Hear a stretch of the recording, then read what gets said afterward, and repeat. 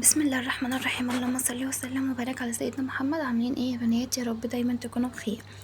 معانا تورتيه النهارده ما شاء الله، هي كانت جميله والنهايه بتاعتها تحفه ما شاء الله.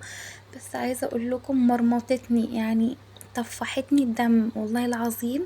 اللي يشوفها يقول ان هي ما فيهاش شغل ياما ومش متعبه ورقيقه جدا وسيمبل جدا. وبصوا يعني كل العبر الحلوة فيها، بس التنفيذ والله العظيم كل العبر الوحشة فيها متعبة بطريقة رهيبة. انا هدتها كذا مرة بسبب ان هي مش عارفة اظبطها.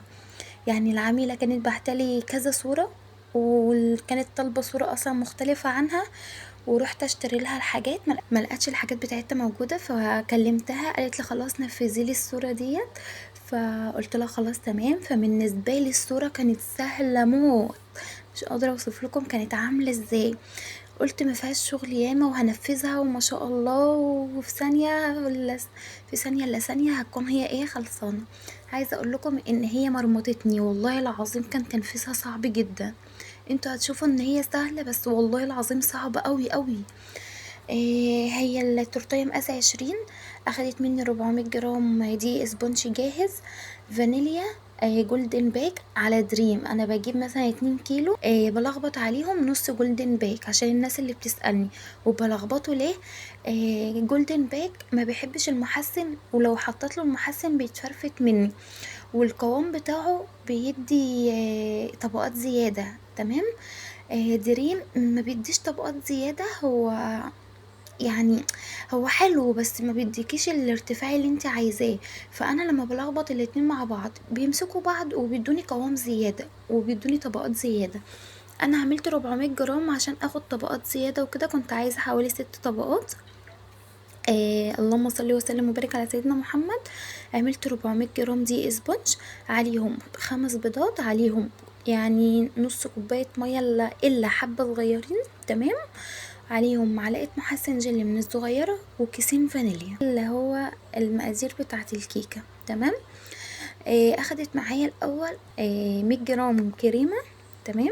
حشتها بيها. انتوا طبعا عرفتوا الحشو بتاعي، والله انا كنت بصور بس فجأة لقيت الكاميرا طارت مني، معرفش الفيديو راح فين.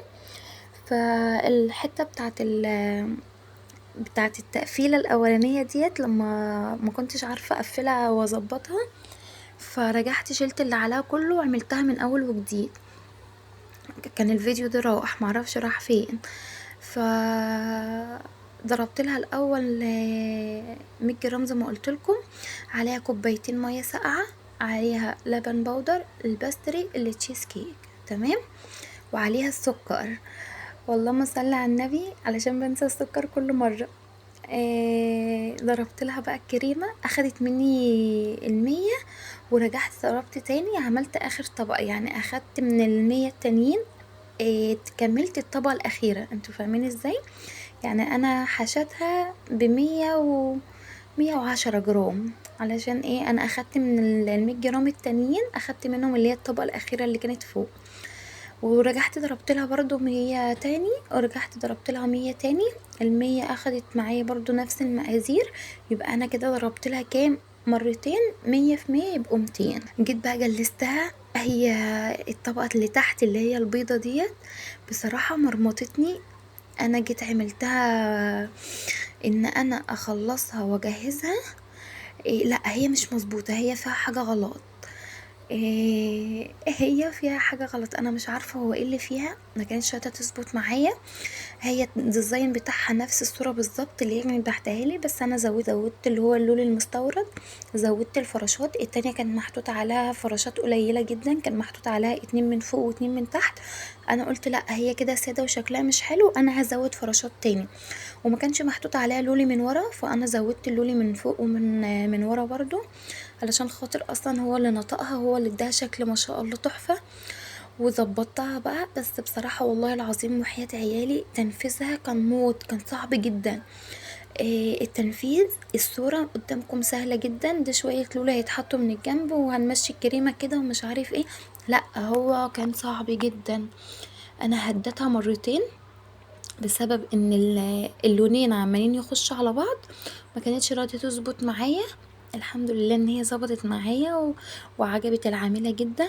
عايزه اقول لكم ان هي بتبقى قرف، انتوا عارفين لما التورتيه بتبقى قرفتها حلوه بتخلص في ثانيه، امال لو هي قرفتها وحشه بتفضل، بصوا بتبقى تقيله على قلبكم موت، ما بتبقاش ان هي مظبوطه، ما بتبقاش ان هي تخلص معاكي بسرعه، فبتتعبك فما بتخلص.